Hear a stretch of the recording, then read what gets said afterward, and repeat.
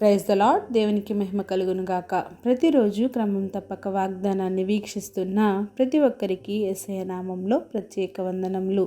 Subscribe చేసుకొని అనేక మందికి షేర్ చేసి దేవుని మాటల ద్వారా బలపరచండి.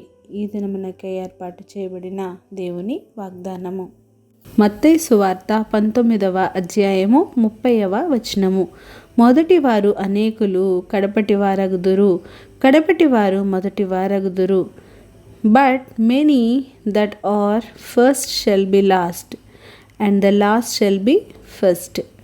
యేసయ్య గారు తన శిష్యులతో నన్ను వెంబడించుమని చెప్పినప్పుడు వారు తమకున్న సమస్తమును విడిచిపెట్టి ఆయనను వెంబడించారు. ఆయనతో రాత్రింబగళ్ళు తిరుగుతూ ఆయన బోధనలను వింటూ దేవుడు చేస్తున్న అద్భుత ఆశ్చర్య కార్యములను చూస్తూ ఆయనను వెంబడించేవారు.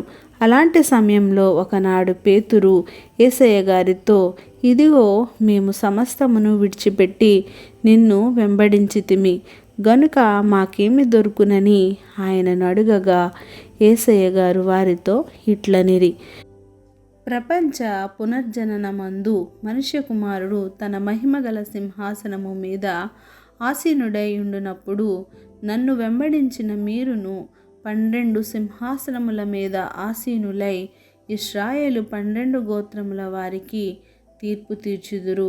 నా నామము నిమిత్తము అన్నదమ్ములనైనను అక్క చెల్లెండ్రనైనను తండ్రినైనను తల్లినైనను పిల్లలనైనను భూములనైనను ఇండ్లనైనను విడిచిపెట్టిన ప్రతివాడును 100 రెట్లు పొందును.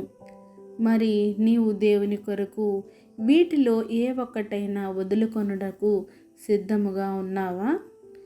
ఎవరైతే ఇవన్నీ విడిచిపెట్టి దేవునిని వెంబడిస్తారో వారు నిత్య జీవమును స్వతంత్రించుకొందురు. దేవుని కొరకు నీవు ఏమి వదిలిపెట్టి ఆయన కొరకు నీవు జీవించాలి అని తీర్మానించుకున్నావు? లోకం కావాలి, దేవుడు కావాలి. ఈ లోక స్నేహం, దేవునితో వైరం, లోకమా దేవుడా? ఈ రెంటిలో ఏదో ఒకటి నీవు కావాలి అనుకుంటే మరొకటి వదులుకోవాలి. అన్నీ వదులుకొని ఆయనను వెంబడించినట్లయితే నీకు నిత్య జీవంను అనుగ్రహిస్తాడు. చాలామంది వారి చిన్నతనం నుండి దేవునిలో జీవించి చివరకు లోకానికి బానిస అయిపోతారు.